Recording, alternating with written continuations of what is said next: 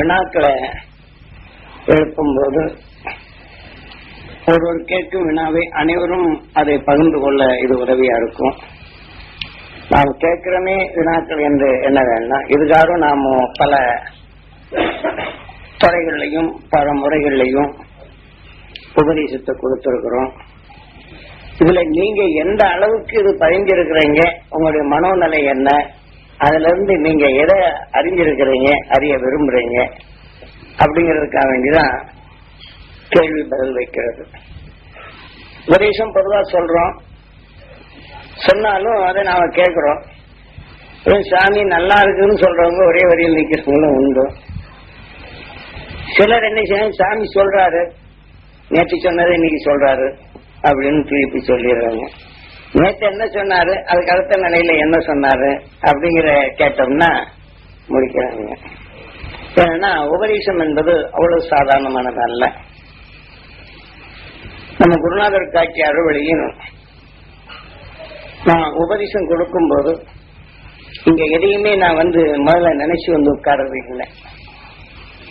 யார் முன்னாடி அந்த விரும்புறாங்களோ, எதை அறிய வேண்டும் என்று விரும்புறாங்களோ அதன் அடிப்படை ஆதாரமாச்சுதான் அந்த உபதேசமே எங்க அன்னைக்கு ஒரு 10 பேர் நினைச்சிருக்காருன்னா 10 பேருக்கும் கிடைக்கக்கூடிய அளவுக்கு இந்த உபதேசம் வரும்.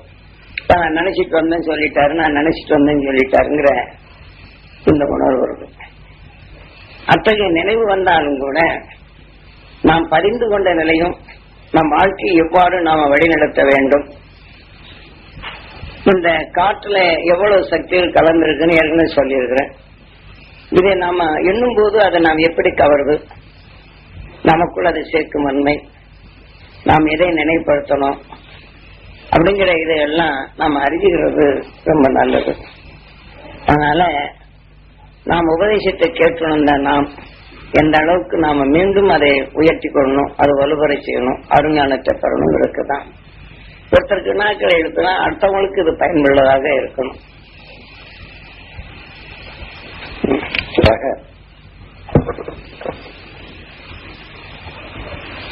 ஒவ்வொரு பிரபஞ்சத்திலும் மனிதர்கள் வாழ்கிறார்களா?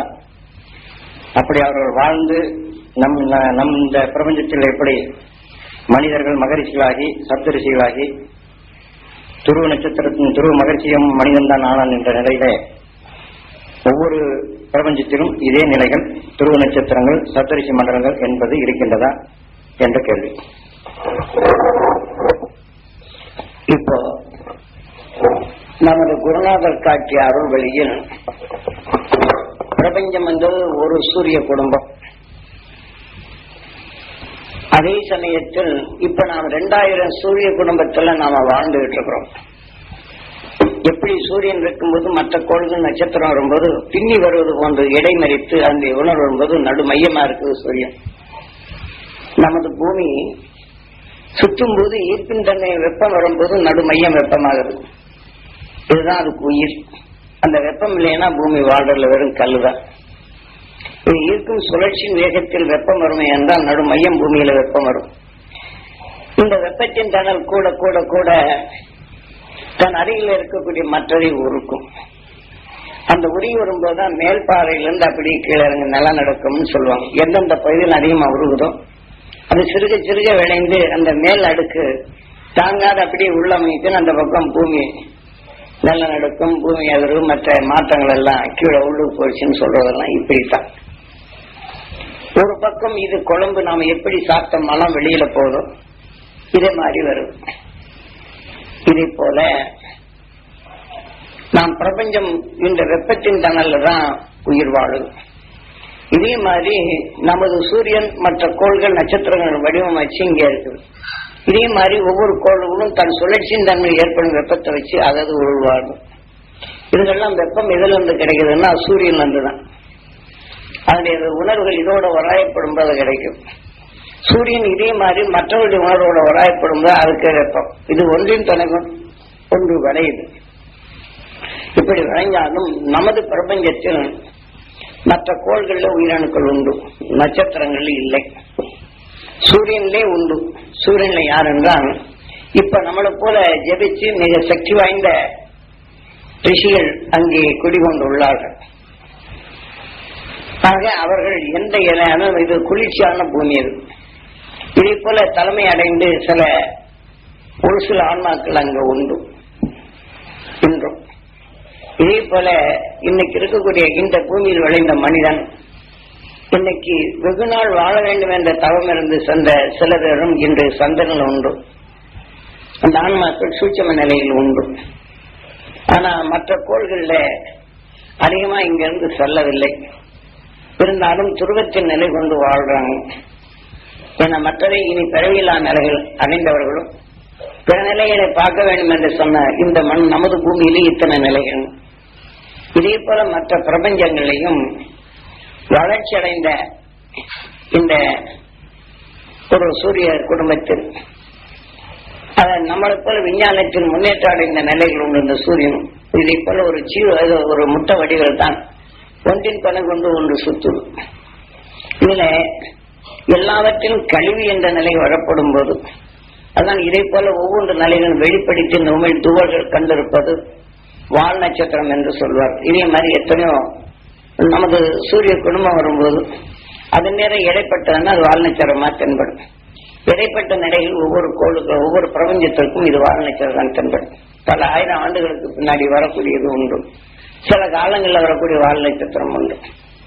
என்றால் அது இடையற்றது ஆவி நிலை கொண்டது. சூரியனுடைய இது பண்ண இதனுடைய பங்கு அதை இழுக்கும் சக்தி எழுப்பும்போது வால் போல தெரியும். நமது இடைவெளிக்கு நம்ம பூமியுடைய பக்கம் வரும்போது நம்ம உணர முடியும். பூமி இல்லாத பக்கம் நம்ம பிரபஞ்சத்துக்கு வரும்போது சில காலம் தெரியும். இதே போல இந்த வால் நட்சத்திரம் ஒரு தூசி நம்ம சூழல் காத்து அழித்தால் எப்படி ஒரு பக்கத்துல உருண்டையா இருக்கு அந்த மாதிரி இருக்கும். அதுக்குள்ள ஒரு திடப்பொருளானது அல்ல. இதே மாதிரி சில இப்ப 2000 சூரிய குடும்பங்களில் குறைஞ்சது ஒரு 100-200 சூரிய குடும்பங்களில் நம்ம போல வளர்ச்சி பெற்றது விஞ்ஞான இதை காட்டு முன்னேற்றம் அடைந்த பிரபஞ்சம் உண்டு. அங்க இதே மாதிரி துருவ நட்சத்திரம் துருவத்துல வளர்ச்சி பெற்று இருக்கிறவங்க உண்டு. அவங்களுக்கு நாம துருவ நட்சத்திரத்துல இருந்து இந்த சூரியன் அழிந்து விட்டால் அடுத்தவுடன் தொடர்பு கொண்டு மீண்டும் வேகா நிலையாக அவங்க வளர்ந்துகிட்டே இருப்பாங்க. இது எதற்காகதான் பல பேர் முயற்சி எடுக்கும். இனி தரவே இல்லை. அகண்ட உலகில் இந்த 2000 சூரிய குடும்பம் பிறமண்டலத்திலிருந்து எடுக்குது. இந்த 2000 சூரிய குடும்பம் வட்டமிடும். பின் இதனுடைய உணர்வுகள் வெளியில எடுக்கக்கூடிய உணர்வு வச்சு அகண்ட நிலைகளுக்கு வெளியில நான் இன்னும் 16 இந்த அண்டத்தில் அதனுடைய வளர்ச்சி அடைப்போது இன்னும் 16 என்ற நிலைகளில் வாழ்ந்து கொண்டிருக்கிறாங்க. இந்த 2000 சூரிய குடும்பங்கள்னா இத்தகைய துருவ நட்சத்திரங்கள் உண்டு. அதன் வளர்ச்சி சப்தரிஷி மண்டலங்கள் அதுல குறைவா இருக்கிறவங்களும் உண்டு. நமதுல நிறைய உண்டு. இதுலயும் அதுக்கப்புறம் இந்த 3000 ஆண்டுகளுக்கு பின் அதிகமாக செல்லவில்லை. இப்ப நம்ம அதுக்கு வேண்டிய உணர்வை எடுத்து ஆன்மாக்களை அனுப்புறதுனா கொஞ்சம் அதனுடைய நிலை போகுது. இந்த உயிரினவர்கள் ரொம்ப அளவு ஊசி முனைகள் எவ்வளவோ அதன் அளவுதான் இப்ப இங்கிருந்து செல்லக்கூடியவர்கள் இருக்கின்றார். இந்த உணர்வின் தன்மையை வளர்த்து அதனுடைய வளர்ச்சி வரப்படும் போது ஊசிமுனை அளவுதான் இன்னைக்கு இருக்கக்கூடிய இந்த ஆன்மாக்கள் போகும்போது அது மின்னணுவின் தன்மை வரப்போகும்போது ஒளியா வரும். அதை எடுத்துக்கொண்டு ஆன்மா நிலைய உடல் கருகிய நிலை கொண்டு ஒளிதான் இருக்கும். அது ஓரளவுக்கு கொஞ்சம் விரிவடைந்திருக்கும். கடுகு ஒரு இது இருக்குதுன்னா அதுல 3ல் ஒரு பாகத்தை பிரித்தால் எப்படி ஊசிமுனை போல் இருக்கும் உயிர் அதனுடைய உணர்வின் அலைகள் கொஞ்சம் கடுகில் 3 ஒரு பாகத்தை இருந்தால் எப்படி அந்த அலைகள் வீசும். இது அதுக்கப்புறம் அதனுடைய வளர்ச்சி. ஆனால் சிவசக்தியாக அவங்க இணைந்திருந்தால் அதனுடைய வளர்ச்சி வேகமாக வளரும்.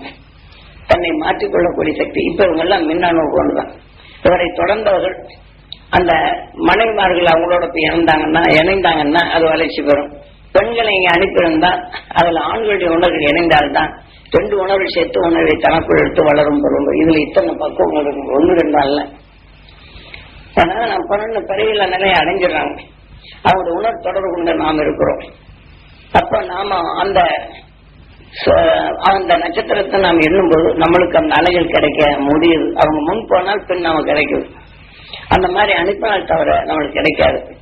இல்லைன்னா அதை பெறதுக்கு என்ன சிறும் குருநாள் நம்மளுக்கு கொடுத்த இந்த உணர்வை நாம அந்த நட்சத்திரத்தின் உணர்வை உங்க உணர்வின் நினைகள்ல கொண்டு கொடுத்துறோம். அதே மாதிரி இந்த உணர்விட்டு சென்ற அந்த ஆன்மாக்களில் மொபுக்களை இந்த உணர்வை சேர்த்துறோம். அதை மேலே போனா அந்த திசையை கூட எடுத்துட்டு போகும். அங்க கொண்டு போனோம்னா கிடைக்கும் உடல் பெறும் உணர்வு. ஆனா ஒளிப்பெறும் அறிவு தான் இங்க நிலைக்கு அதன் வெளிக்கொண்டுதான் இருக்கு. இப்ப ராக்கெட்டை என்ன செய்யறாங்க ஏவுறாங்க. ஏவ போகும்போது இந்த இடங்களுக்கு போகுங்கன்றாங்க. அதை வைத்திருக்கக்கூடிய செயற்கைக்கோள் அதை கம்ப்யூட்டர்ல பதிவு செய்து அந்த கோளின் உணவை பதிவு செய்திருந்தா அந்த பாதை எங்க போன உடனே அந்த பாதைக்கு இதை அழைச்சி செல்லும். இல்லைன்னா கோளின் அடையாளம் தெரியாது. அதே மாதிரிதான் உங்களுக்குள்ள இந்த நிலைய பதிவு செய்தரும். உங்க உடல்ல இருக்கக்கூடிய ஊர் அந்த பதிவு செய்யும் நிலை கொண்டு எந்த ஞானத்தின் முகப்பை உங்களுக்குள் பதிவு செய்யறோமோ இதை நினைவுகொண்டு உங்க நினைவாற்றல் வரும். அது முகப்புல இருக்கு. அந்த முகப்புல இருந்ததுன்னா இங்க இருந்துச்சப்ப அந்த அலைக்கு அடிச்சு இல்லைன்னா வானவியல் வீசின்னு எங்க போகும் தெரியாது. அதுக்கு உள்கருத்து வேணும். இல்லைன்னா இதெல்லாம் அவ்வளவு சாதாரணமா அனுப்ப முடியும். இது எல்லாம் தெரிஞ்சிடும். விஞ்ஞான அறிவுகளை எப்படி டெக்னிக் இருக்கணும் அந்த விஞ்ஞான அறிவு இதை அறிஞ்சிருக்கணும். இந்த சாதாரண வாயில சொல்லி நீங்க கணிக்கலாம் சொன்னா அதெல்லாம் ஒண்ணும் நடக்காது. அவ்வளவு சிரமம் இருக்குது. ஆனா அவங்க வாயில சொல்றதுல பிறகு இந்த திசைகள் இந்த உணர்வுகள் எல்லாம் அத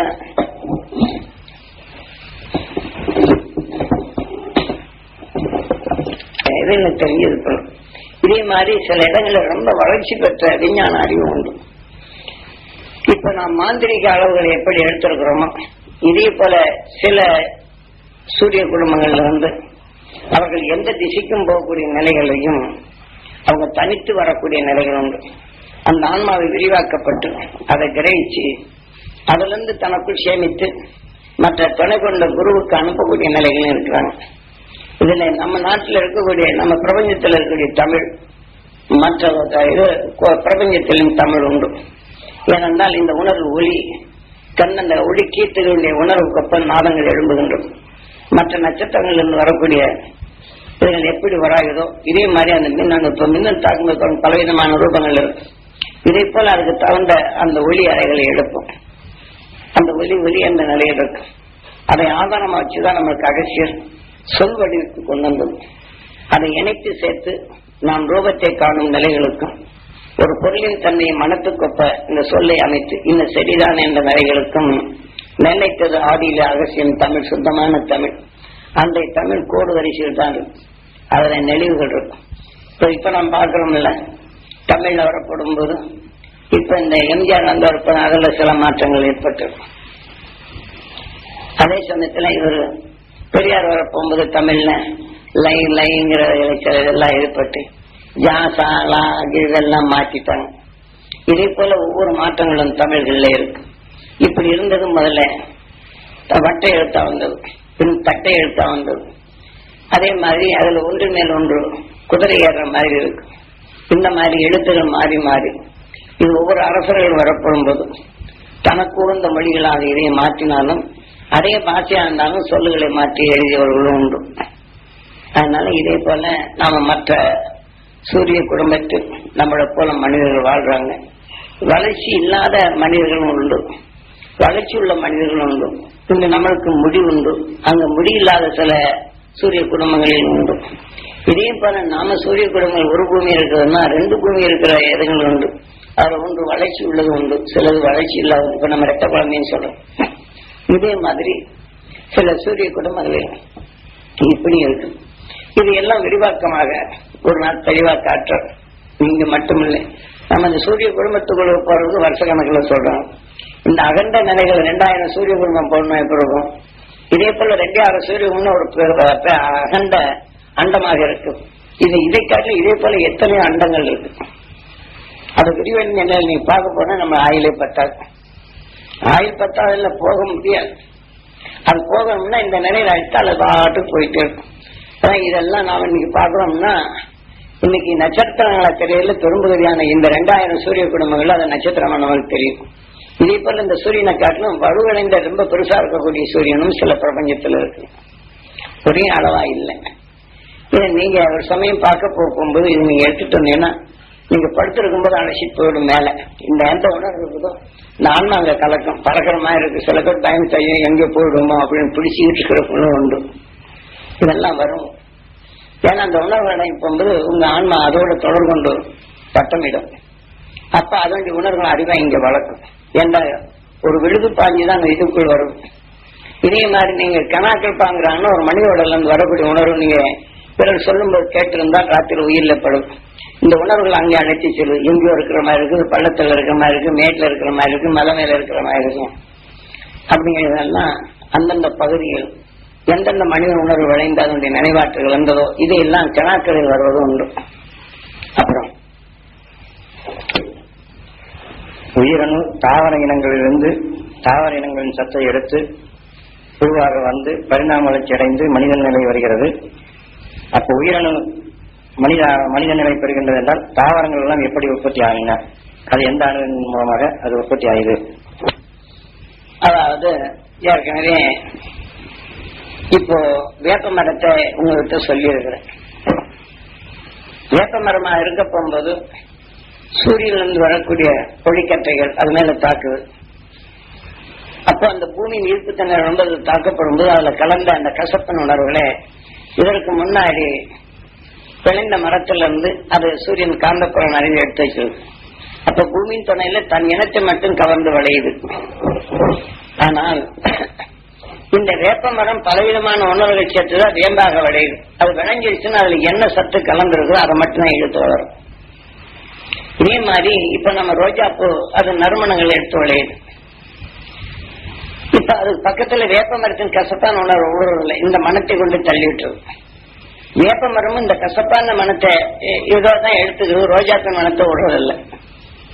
ஒரு விஷச்செடி தன் விஷத்தின் சக்தியை தான் கவருது, மற்ற இந்த நறுமணங்கள்ல விடுறதில்லை, ரிமூவ் பண்ணிடுது. இப்ப நான் மனிதர்களா இருக்கவங்க ஒரு திகட்டலான புத்தி இருக்க போகும்போது பாக்கி யாராவது சொன்னா நம்ம எடுத்துக்கிடுமான தள்ளி விட்டுரும். இந்த உணர்வு முன்னணியில் உங்க கசப்பான வாழ்க்கையில் இருக்க போகும்போது யாரு எவ்வளவு உயர்ந்து சொன்னாலும் நீங்க எடுக்க மாட்டீங்க. இந்த உணர்வு தான் முன்னிலிருந்து அதை தள்ளி விட்டுரும். கசப்பான வார்த்தைகளை சொல்லிட்டு நீங்க ரசித்து கேட்பீங்க, நல்ல வார்த்தைகளை சொன்னா கேட்கவே மாட்டீங்க. இது இயற்கைன்னு சொல்ல நீங்க வெறுப்பும் வேதனையும் உண்டான நிலைகள் எடுத்து நீங்க இருக்கும்போது வெறுப்பும் வேதனையான நிலைகள் சொன்னாதான் கேட்பீங்க. ஆனா உங்களுக்குள்ள அந்த சக்தி முன்னாடி இருக்கு. இதே போலதான் மரங்களா இருக்கும்போது அதனதன் நிலையை பாதுகாத்துக் கொள்ள அதுக்கு வேற வழி இல்லை, எதான் இருக்கு இல்லாமனா இந்த அலைகளை எடுத்து நாம் போகும்போது இப்ப வேண்டின் உணர்வு உந்து விஷயம் கொண்டது. ரோஜாப்பூ தகட்டல் தவறு நம்ம உள்ளுக்கு போனா உள்ளுக்கு தகட்டலாம் போகும். இது அணுக்களாக எடுத்துற போகும்போது இது இந்த வேம்பின் உணர்வை பார்த்தப்ப இதுக்கு அனுபவத்துக்கு தள்ளி போகும். அப்ப தள்ளி போகும்போது இதனுடைய ஈர்ப்பு மீண்டும் இது தள்ளி போகும்போது ஈர்ப்பு என்ற நிலை கூடவே வரும், அதுக்குள்ள பின்னாடி போகும். ஆக இதுக்கு அடுத்த ஒரு விஷயத்திலிருந்து வருது.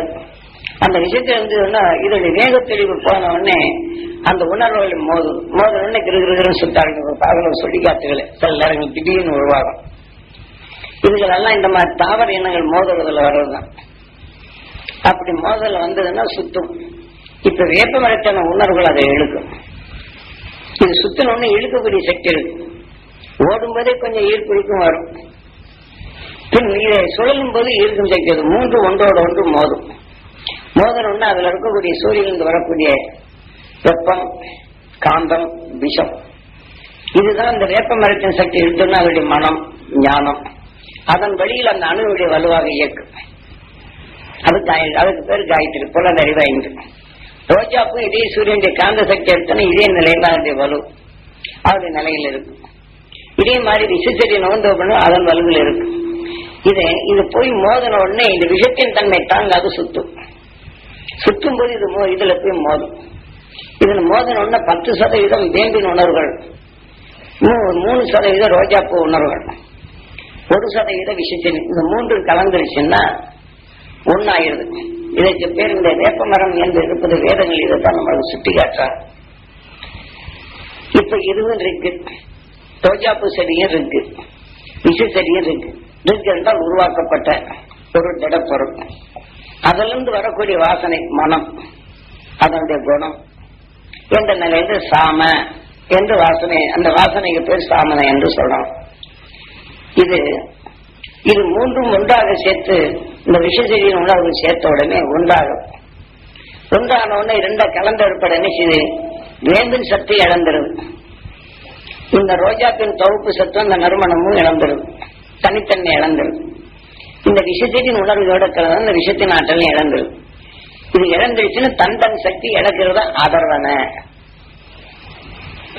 சுத்தமான தமிழ்க. நீங்க வேதம் என்ற நிலையில் எடுத்துக்கிட்டா அதை அடக்கி விட்டது, அடங்கி விட்டது, ஒடுங்கி விட்டது என்று பொருள். அதுதான் ஆதரவான சாம, இசை, மனம், குணம் இத்தனை இதில் அடங்குது. இது பொது சொல்லாக வைத்து அன்று ஆதிகால தமிழ். இங்கே தமிழ் எடுத்தோம்னா இப்படித்தான். இன்று நீங்கள் சொல்லுவது போல சமஸ்கிருதம் அல்ல. ஆக இது மறைக்கப்பட்டு நம்ம உண்மைகள் மறைக்கப்பட்டது. நீங்க எதுல பாருங்க, தமிழ்ல பேசுற மாதிரி இருக்க சமஸ்கிருத வேடுகளை சொல்லும்போது சில மொழிகளை மாற்றி கொண்டார்கள். நமக்கு அர்த்தம் முடியாது. இது தேவநாகரீக சக்தி என்று இன்றைக்கு சொல்வார். ஏன்னா யாரையும் குறை கூறவில்லை. இது அரசர்களால் மறைக்கப்பட்ட பேருண்மைகள். இவர்கள் சில ஒளிகளை மாற்றி இதனுடன் நினைக்கப்படும் போது மாறுபடுகின்றது. இயற்கையில் உள்ள தமிழுக்கும் மற்றதுக்கும் மாறிவிடுகின்றது. இப்ப நீங்க பிராமணா எழுதக்கூடிய தமிழுக்கும் மற்ற ஓரளவுக்கு தமிழ் இலக்கணம் படிச்சவங்க தமிழுக்கும் சாதாரண தமிழ் படிச்சவங்க இந்த எழுத்துக்கும் வித்தியாசம் நிறைய பார்க்கலாம். அந்த சொல் வடிவுகளையும் அதனுடைய சொல் வடிவுகள் வித்தியாசமா இருக்கும். இதே போலதான் இந்த இயற்கை நிலைகளை எழுத்து வடிவுக்கு பின்னாடிதான் வந்தது. உணர்வின் உணர்ச்சியின் வடிவில தான் அதை எப்படி இருக்கும் என்ற நிலைகள் உணர்ந்தவர்கள்.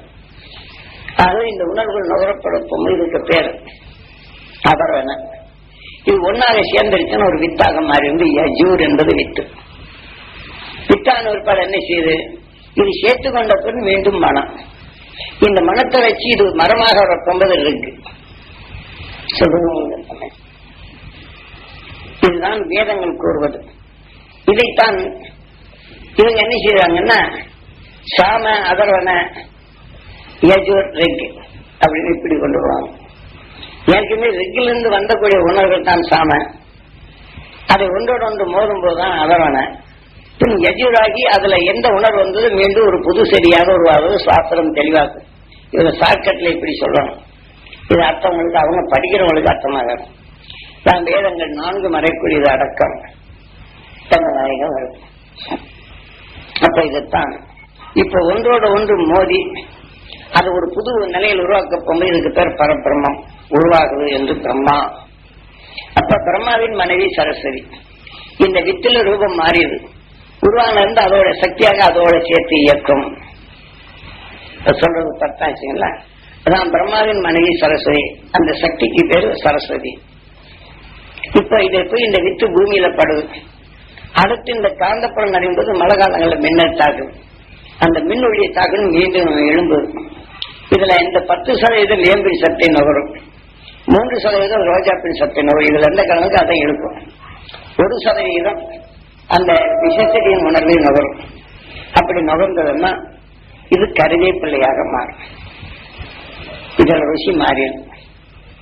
பார்த்தா அந்த கசப்பும் இருக்கும், இந்த துவப்பு இருக்கும், இந்த நறுமணமும் இருக்கும், அதில் உள்ள அரிப்பும் இருக்கும். இப்ப சொல்றது உங்களுக்கு இப்படித்தான் இந்த செடிகள் ஒன்றோடு ஒன்று மோதி. இப்ப மோதல்ல ஒரு 10% ரோஜா பூவும் இதே மாதிரி வேம்பின் நிலையும் ஒரு 3% விஷத்தின் தடவை ஒரு 8% இருந்துச்சுன்னா இது விஷ செடியாக மாறும். இதனுடைய மலரும் உணர்வுகளும் மாறும். இது ஒரே செடி. அதுல மோதுதல்ல எது இணைந்ததோ இப்படி அந்த உணர்வுகள் யஜூர் வித்துகளாக மாறும். இப்ப இந்த சுழிக்காத்தடைக்க போகும்போது இதெல்லாம் உங்களை பார்த்தோம்னா புது புது வித்துகள் உருவாகும். இப்படி மரங்கள் செடிகள் எல்லாம் பல மரங்கள் ஆனாலும் இது ஒன்றோடு ஒன்று சேர்த்து எதன் வெளியில் இருக்கிறதோ அதற்கு தக்கவாறு இணைக்கணும். இதற்கெல்லாம் மூலம் காளான். இப்போ காளான் எப்படி கடல்ல இருந்து துகள்களாக வெளிவருது, அது மற்ற பகுதிகளில் படப்படும் போது அது நம்ம பூமிக்கு வருது. அது மற்ற பகுதிகளில் மண்ணோட பட்ட பின் நம்ம கடல்கள் இருப்பார் பாசம். அதுதான் பாசம் இங்க வரப்போகும்போது இந்த பூமிக்கு தகுந்த மாதிரி காளானா வளையும். ஆனால் கடல்கள் இந்த பாசங்கள் வரும்போது கொடிகளை போல அதையே சொல்லணும். அது கொடியா வளர்ந்து இந்த உணர்வுகள் மாறுபட்டு அது வரப்படும் போது அதுல செடிகள் வளரும். அதுல மரங்களும் உண்டு கடல்கள்ல. அதுல விளைந்த வித்துகள் நிலத்துக்கு வரும். அந்த நிலத்தில் வந்த ஒரு பாடு இது வந்தாலும் அதனதன் நிலைக்கொப்ப புது புது செடிகளே உருவாகும். ஆனா இந்த மண்ணுக்கொப்ப இந்த உணவுக்கு வந்து அது விளையும் தன்மை வேறு. கடலுக்கு அருகில் இருக்கக்கூடிய நிலை முதல்ல கடல்ல தான் அது வந்து இந்த பாசங்கள் உருவாகுது, கொடிகள் உருவாகுது, பாறைகள் உருவாகுது. இப்படி எல்லாம் பல வித்தியாசமான நிலைகள். இந்த பவளப்பாறைங்கிறது பல பல செடிகள் உணர்வுகள் ஒன்றாக சேர்த்ததுன்னா இதுல உறங்கி உறங்கி இந்த பவளங்கள் உருவாகுது. இதுதான் பவளப்பாறையில் இருக்கக்கூடிய இடங்கள் சொல்றோம். அந்த பக்கமெல்லாம் நாம எல்லாம் ஏமாந்து போய் குதிச்சு போறோம்னா ஊசியா இருக்கும், குச்சி கூட ஆளை க்ளோஸ் பண்ணி கொடுக்கும் பாருங்க. பவளப்பாறை இருக்கிற பக்கம் ஜாய்ச்சி போக மாட்டாங்க, எல்லாம் வள வலையா இதாயிரும். இதெல்லாம் ரொம்ப தெரிஞ்சுதான் அந்த கடல்ல மூழ்கிறவங்க போவாங்க. இதெல்லாம் கடல் வாழ் நிலைகள்ல எத்தனையோ வித்தியாசங்கள் இருக்கு. அதுல உயிரினங்களும் எந்தெந்த நிலையில் பற்றதோ அதுக்கு தகுந்த மாதிரி அது எதை சுவாசித்து அந்த மீன் இனமும் அந்த வரும். அதற்கு தலையில அதனுடைய மறைவில மற்றதை உணவாக உட்கொள்ளும். அதனுடைய குணங்களும் ராட்சச குணங்களும். இப்ப இதே மாதிரி நம்ம பூமியில விளையக்கூடிய செடிகள்லையும் அந்த பூ மேல ஒரு பட்டாம்பூச்சி அதுல போய் முட்டையிட்டுறதுன்னா இந்த மனத்தை எடுத்து அதை விளையப்படும் போது முதல்ல புழுவா வந்து தட்டாம்பூச்சி என்ற உயிர் பட்டாம்பூச்சியா மாறும்.